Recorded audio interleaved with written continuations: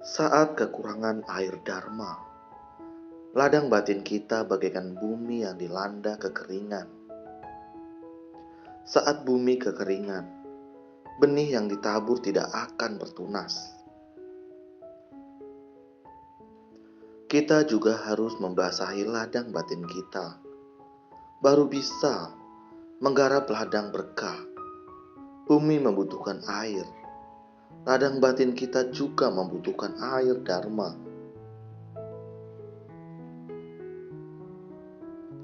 Tanpa adanya jalinan jodoh, kita tidak akan bisa membasahi ladang batin dengan air dharma.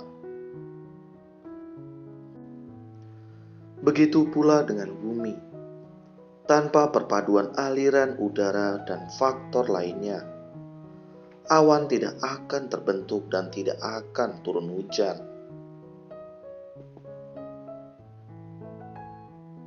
Jadi, dibutuhkan jalinan jodoh. Saat awan hitam terbentuk, maka akan turun hujan.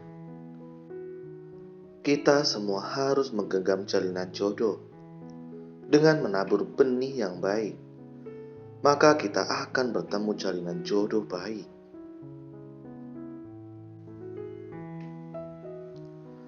Tidak peduli berapa dalam benih itu ditanam dan seberapa banyak noda batin yang terakumulasi.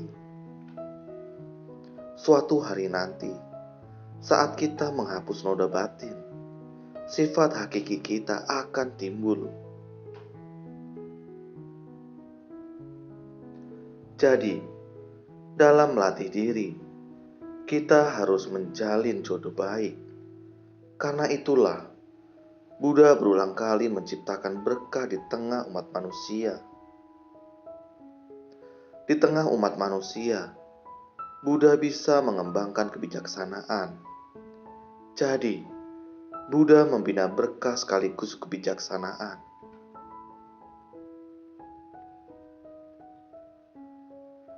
Memberi persembahan kepada Buddha. Suatu hari, Buddha dan Ananda pergi mengumpulkan makanan.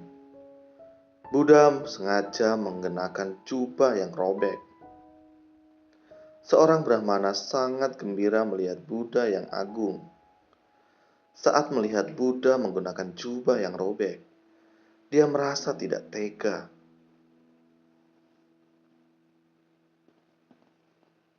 Dia lekas menggunting sepotong kain di rumahnya dan mempersembahkan kepada Buddha.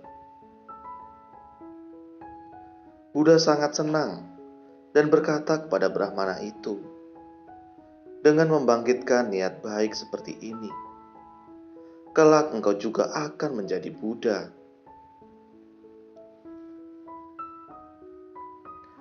Mendengar hal ini, banyak orang yang memberi persembahan meski bukan orang berada. Jadi, setiap orang mempersembahkan kain kepada Buddha. Buddha juga memberkati mereka semua. Ananda lalu berkata, "Buddha, apa jalinan jodoh di balik semua ini?" Buddha berkata bahwa berkalpa-kalpa yang lalu, ada seorang Buddha, Buddha Wipasi, yang memimpin lebih dari 90.000 anggota sangha, berkelana di sebuah negeri. Rakyat di sana sangat menghormati mereka. Suatu hari, seorang menteri pergi ke wihara dan memohon kepada Buddha Wipasi, "Buddha, aku sangat ingin memberi persembahan dan berharap Buddha Wipasi bisa menerimanya." Buddha Wipasi bertanya, "Persembahan apa yang ingin engkau berikan?" Menteri berkata, "Izinkan aku memberikan persembahan selama 3 bulan." Buddha Wipasi pun menyetujuinya. Menteri itu sangat gembira. dan pulang untuk melakukan persiapan. Kemudian, raja pun datang. Raja berkata kepada Buddha Wipasi, "Aku mempunyai satu permintaan. Aku berharap bisa memberikan persembahan selama 3 bulan.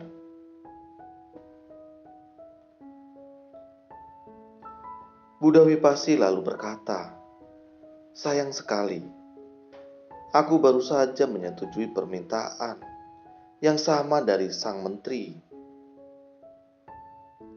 Raja pun pulang dengan kecewa. Raja lalu mengundang menteri untuk berdiskusi. "Bisakah engkau mengalah agar aku bisa memberi persembahan selama 3 bulan?"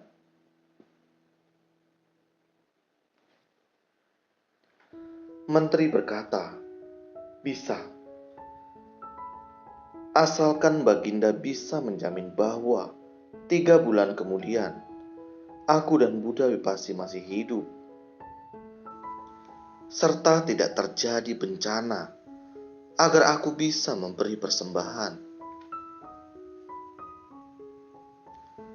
Raja berkata, "Aku tidak bisa menjaminnya. Begini saja, aku juga khawatir tidak bisa memberi persembahan karena ketidakkekalan. Bagaimana jika aku memberi persembahan pada hari pertama dan engkau pada hari kedua? Kita memberi persembahan berselang-seling." Menteri pun menyetujuinya.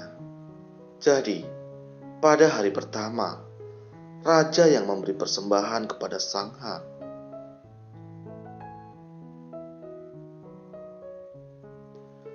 Selama 3 bulan, bukan hanya menyiapkan makanan, sang menteri juga menyiapkan jubah terbaik bagi Buddha Wipasi. Setiap anggota Sangha mendapatkan satu jubah. Dia memberi persembahan yang sama kepada setiap anggota Sangha. Bercerita sampai di sini, Buddha berkata kepada Ananda, "Ananda, tahukah engkau bahwa menteri itu adalah salah satu dari kehidupan lampauku?"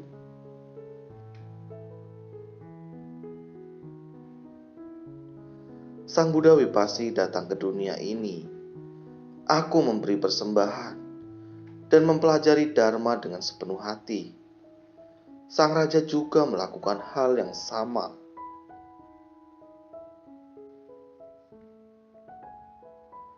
Karena itu, sang raja semakin rajin memberi persembahan kepada Buddha. Berkat jalinan jodoh ini, sang raja bisa menjadi Bodhisattva Maitreya yang akan menjadi Buddha di masa mendatang.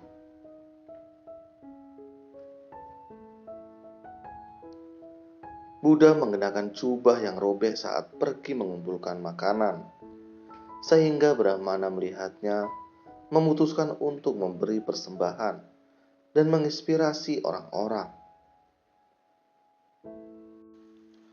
Karena itu, Ananda menanyakan jalinan jodoh di balik semua itu.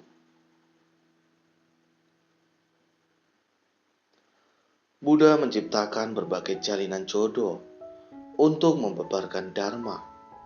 Ini membutuhkan jalinan jodoh. Ladang batin semua makhluk juga membutuhkan jalinan jodoh agar bisa dinasihati oleh air Dharma.